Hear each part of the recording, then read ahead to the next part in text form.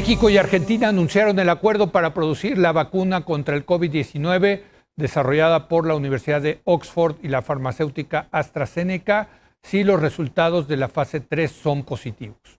Para examinar este tema, le doy la bienvenida a nuestro experto en políticas públicas, el profeta en las políticas públicas, Salomón Chertoriski. Salo, ¿cómo estás? Muy buenas noches.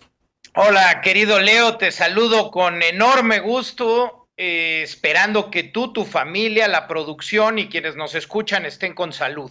Con salud es lo importante y creo que es una buena noticia, ¿no, Salomón? Este tema de la Fundación Slim, lo que lograron con la Universidad de Oxford y AstraZeneca, el gobierno de México. ¿Por qué no nos platicas cómo está diseñado este acuerdo? Creo que lo dices muy bien en medio de tantas cosas, en medio de el tema de COFEPRIS, del desabasto de medicamentos. Bueno, tener buenas noticias hay que resaltarlo y es una buena cosa. Se logra un acuerdo que negocia, que coordina la Fundación Carlos Slim, hay que decirlo, Carlos Slim Domit y Roberto Tapia, el director de la fundación, hicieron aquí un gran trabajo para que se lograra primero que nada que AstraZeneca, Oxford, hicieran transferencia de tecnología, es decir, que le permitieran a otros laboratorios conocer el cómo tenían que trabajar. En primer lugar, un laboratorio en Argentina, un laboratorio que es más pequeño, pero que lleva 40 años trabajando con la más alta calidad para que ellos sean quienes hagan la sustancia activa.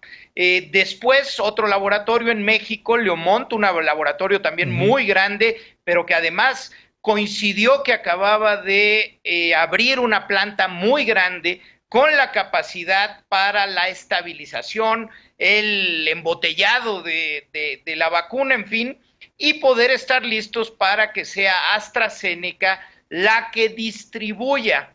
Una vez, hay que decirlo, que se lograra comprobar que la fase 3 efectivamente funciona. Creo que hay que recordarle, ya lo has platicado con el doctor Lascano, en fin, sí, pero creo que hay que recordar, las vacunas se van estudiando por fases, empiezan desde el momento de laboratorio, pasan a animales. En el caso de esta vacuna de AstraZeneca Oxford, el experimento que se publicó en la revista Science desde hace ya 2 meses, dio positivo en simios, se pasa a un grupo de personas, pequeños voluntarios, para ver los efectos en la seguridad, sobre todo si no hay nada que pueda ser contraindicado. Después la fase 3, que son más o menos, pues tienen que ser más de 30,000 personas a las que se vacune, se ven los resultados y entonces la agencia registral, en este caso la primera sería la FDA, podría registrar quizá a finales de noviembre, principios de diciembre la vacuna para garantizar que ya sea para el uso de emergencia o bien para distribuirse en los mercados, esta fuera aprobada. La FDA es la Food and Drug Administration de Estados Unidos, es la autoridad que regula estas cosas. Aquí en México es la COFEPRIS, pero lo interesante de esto es que esta vacuna de Oxford y AstraZeneca ya está en esa fase 3, en esa etapa 3 de los ensayos clínicos, pero lo que entiendo es que, amén de que den el permiso, se va a empezar a producir ya esta sustancia para México y Argentina, ¿es correcto? Eso es lo que es interesante para México y para Argentina y para Latinoamérica, excluyendo a Brasil. Es decir, lo que se está coordinando es el financiamiento entre los laboratorios involucrados y la Fundación Carlos Slim para pagar, Leo, el riesgo.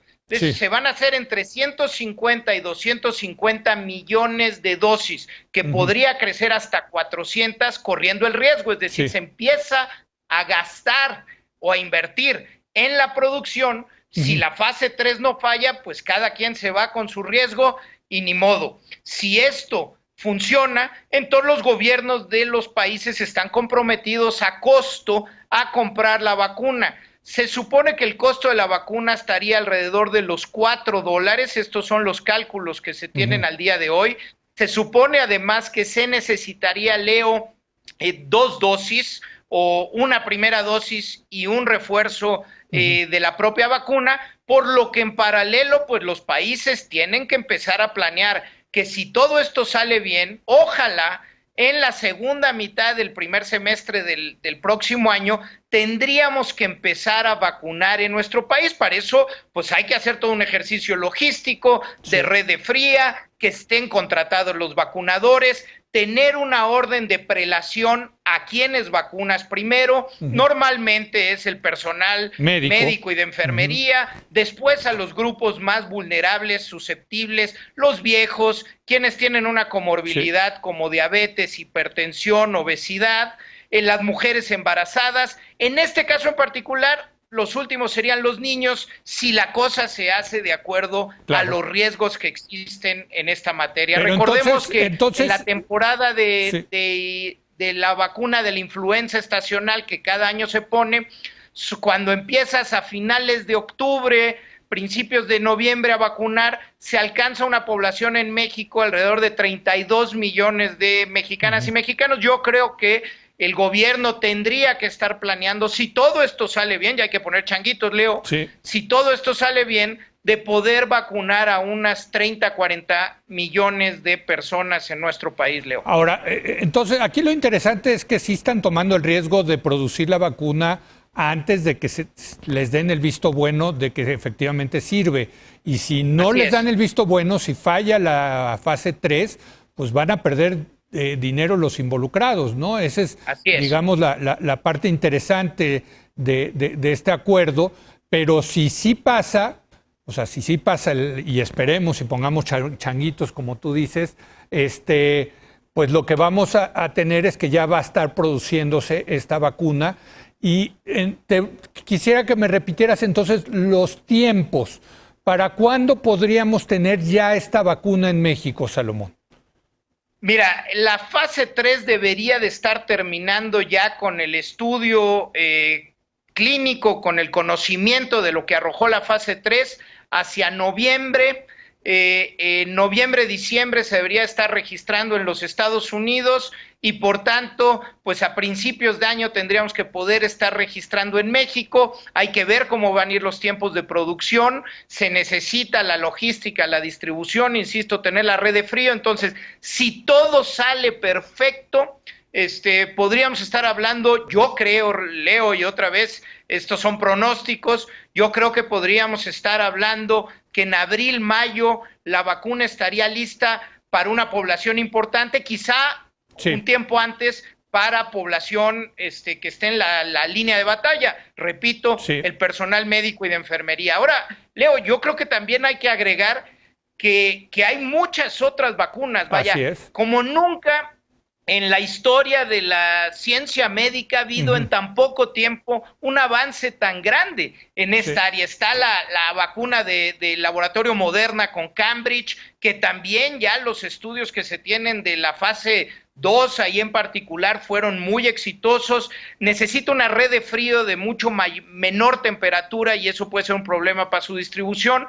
Está la de CanSino Biologics de China, que se ve prometedora. En fin, hay verdaderamente un esfuerzo mundial, Leo, que está avanzando, más de 140 vacunas en diferentes fases, lo cual augura, podríamos decir hoy, que las posibilidades de éxito son altas, que vamos muy seguramente a tener alguna o algunas vacunas para poder por fin empezar a cerrar el ciclo en esta primera etapa del COVID-19. O sea, estoy poniendo mis changuitos que ojalá, ahora sí que ojalá sí seas el profeta de las políticas públicas.